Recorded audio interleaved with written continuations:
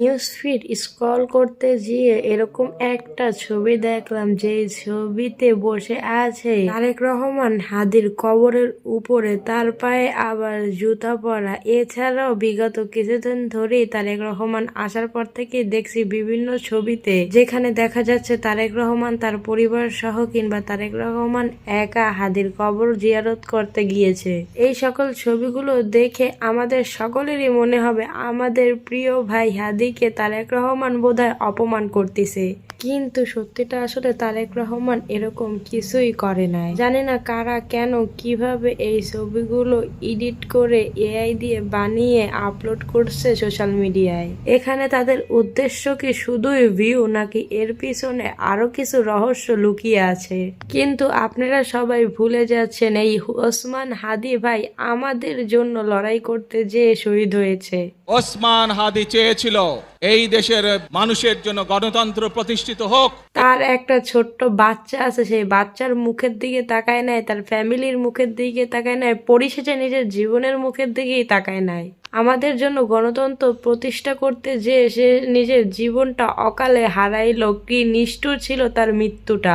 বাংলাদেশের সকল মানুষই তার জন্য কেঁদেছে এবং সকল মা বাবাই চাচ্ছে তাদের সন্তানও যেন ওসমান হাদির মতো বীর হোক। আমরা সবাই ওসমান হাদির ভাইকে মন থেকে সম্মান করি।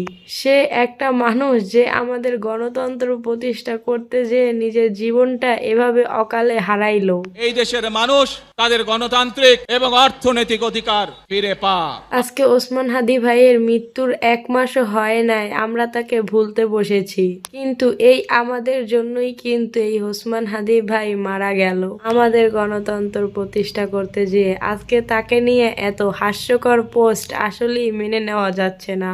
সত্যি কথা বলতে আসলেই বুকের কোথাও না কোথায় এই পোস্টগুলো দেখলে ব্যথা করে। তারা কারা যারা এইভাবে এই মানুষটাকে অপমান করতে পারে, যেই মানুষটা আপনাদের আমাদের সকলের জন্য যে জীবনটাকে এভাবে উৎসর্গ করলো? আসলেই কি আপনাদের হৃদয় একবারও কাঁপে না? এই সব কাজ করতে যাইয়া সামান্য ভিউর জন্য, সামান্য কিছু ডলারের জন্য মানুষ এতটা কিভাবে নিচে নামে? যারা এই সব পোস্ট করে তারা আদৌ কি মানুষ? যারা এই সব ছবিগুলো ক্রিয়েট করে তারা আসলেই কি মানুষ? মানুষ হইলে তো মানুষের পক্ষে এরকম কাজ করা সম্ভব নাকি? সঠিক বলেছেন। কিছু মানুষ আছে মানুষের মতো দেখতে, কিন্তু আমরা আর মানুষ হইলাম কই? তারেক রহমানকে পচানোর জন্য আমাদের শহীদ ভাইকে এইভাবে অপমান না করলেই পারতে।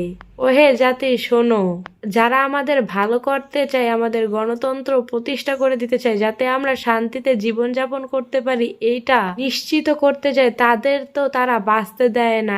লিস্ট নিজেরা তাদের সুরক্ষা দিতে না পারলে আমাদের কপালে অনেক দুঃখ আছে। নিঃসন্দেহে তুই ঠিক কথা বলেছিস। এই বিষয়টা কিরকম জানো?